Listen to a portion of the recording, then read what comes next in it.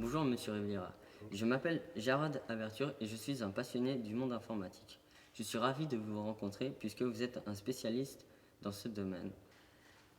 Voici ma première question. Quel a été votre parcours académique qui vous a amené à votre poste actuel au sein de l'UIT et quelle est votre fonction actuelle au sein de l'UIT? D'abord, bonjour Jaro, merci beaucoup de m'avoir invité, c'est un plaisir. Donc, je suis originaire de la Colombie et en Colombie, j'ai fait des études d'ingénieur et puis des physiciens. J'ai eu une licence à Bogota, la capitale. Ça m'a pris environ 7 ans. Et je suis arrivé à Genève en 1989 pour travailler au CERN en recherche en physique particules. J'ai passé une dizaine d'années en recherche à niveau doctoral au CERN. Là, j'ai changé sous les Nations Unies. L'UIT, Union internationale de télécommunications, c'était l'agence des Nations Unies qui était la plus semblable au travail que je faisais au CERN. Après, j'ai fait un master en télécommunications, j'ai fait un diplôme à l'Université de Genève en gestion d'organisations internationales. Et j'ai fait aussi des recherches doctorales en sujet en relation avec la planification stratégique.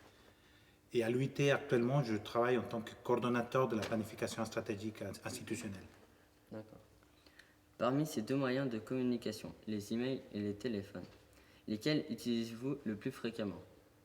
Les deux, parce qu'on peut maintenant plus faire la différence. Il y a la convergence, donc le téléphone lui-même, c'est une plateforme pour l'email. Donc j'utilise beaucoup l'email depuis mon téléphone. D'accord. Donc il y a plus, la différence est de moins en moins claire. Est-ce que l'UIT se préoccupe de l'écologie, de la gestion de l'environnement à l'échelle mondiale? Si oui, que faites-vous et pouvez-vous nous donner un exemple? Comme presque toutes les organisations des Nations Unies maintenant, surtout quand il y en a les objectifs de développement durable, l'UIT est préoccupé et travaille sur des sujets en relation avec les changements climatiques, les problèmes environnementaux. Euh, Nous, par exemple, on voit le problème de réchauffement climatique, les technologies de l'information et de communication. C'est ça les sujets de travail de l'UIT sont en même temps une partie du problème et peuvent faire une partie de la solution. Dans quel sens? Je ne me rappelle pas exactement quel chiffre, mais je pense qu'autour de 5 à 10% des émissions des gaz d'effet de serre provient des équipements en relation avec les télécommunications. Donc on fait partie du problème. En plus, il y a un problème qui est de plus en plus grave, c'est les déchets électroniques. Tu vois, tu vas dans un opérateur téléphonique, tu demandes un abonnement, et puis il te donne avec une telle facilité un appareil, un téléphone, et puis les gens le jettent. Hein. Et puis tous ces appareils sont de métaux, de terres rares, on appelle ça, des choses assez difficiles à recycler, et on ne le recycle pas. Donc ça devient de plus en plus un problème grave. Donc les télécommunications, les technologies sont partie du problème. Partie de la solution dans le sens que pour mieux comprendre le changement climatique, il faut d'avoir des satellites, des observations, et puis l'UIT, c'est elle qui coordonne les orbites de satellites. C'est la gestion des orbites de satellites et la gestion des spectres électromagnétiques dans tout le monde. Donc on fait partie de ça. On fait avec les gouvernements, on les aide à mettre en place des cadres politiques ou régulatoires pour la gestion de ce type de déchets électriques, et aussi pour être prêt pour les communications en cas d'émergence. Parce qu'il y a de plus en plus de catastrophes naturelles. Et puis l'un des résultats des catastrophes naturelles, la première, c'est que tout collapse, y compris le système de télécommunications, des communications. Donc on a un problème pratique parce que les ambulances, les pompiers ne peuvent pas se communiquer. Donc on aide à mettre en place des systèmes qui peuvent construire un réseau cellulaire tout de suite avec des satellites, des antennes, pour que les gens puissent se communiquer. Donc l'UIT travaille dans tout ça. Donc notre troisième objectif stratégique à l'UIT, c'est le développement durable. Les cadres des télécommunications.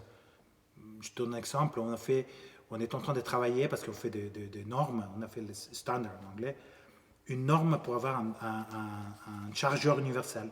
Cette histoire que j'ai un Nokia, tout ça, qui a un seul chargeur, ça éviterait d'avoir tellement de choses qu'après vont être jetées. Donc oui, l'UIT travaille sur ça, ce sujet-là. Monsieur Riviera, vous avez des enfants qui sont certainement en contact avec les réseaux sociaux. Cela vous fait-il peur ou bien avez-vous confiance sur leur manière de surfer sur le net?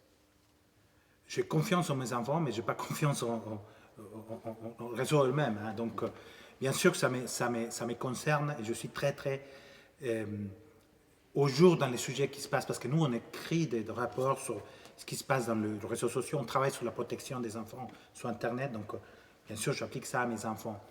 Vous êtes tous une génération qui grandissent, qui va grandir encore plus dans ce milieu électronique des réseaux sociaux. Donc, je ne pense pas que je puisse isoler mes enfants de ça parce que ça serait leur créer un handicap. Par contre, je les accompagne. Je leur montre le risque. Je l'explique. On fait pas mal de choses. Et bon, ils sont 11 et 6 ans, donc théoriquement, ils n'ont pas encore le droit d'aller sur Facebook. Et ils ne sont pas, j'espère bien. Mais la plupart des copains et copines sont déjà sur Facebook. Hein. Simplement, ils disent qu'ils ont 13 ans. Donc, je leur explique quels peuvent être les problèmes, ce qui peut rester si jamais ils publient une photo et tout ça. C'est surtout le dialogue. En plus, ma femme est psychiatre, donc elle m'aide beaucoup. On se charge. On les pousse pas, mais on les motive à utiliser les choses parce que c'est vraiment quelqu'un qui n'a pas la maîtrise un peu de tous ces outils. N'importe quel métier, hein. C'est pas pour qu'il devienne informaticien, j'espère pas. Mais même si vous êtes poète, il faut quand même savoir utiliser les réseaux et tout ça. Donc, je n'ai pas peur, c'est pas le mot. Malgré le fait que je connais bien tous les risques. Il y a des choses affreuses qui puissent se passer, mais je crois qu'il faut les accompagner, c'est tout. Il faut faire avec eux. D'accord, merci beaucoup. C'est un plaisir. Merci à toi.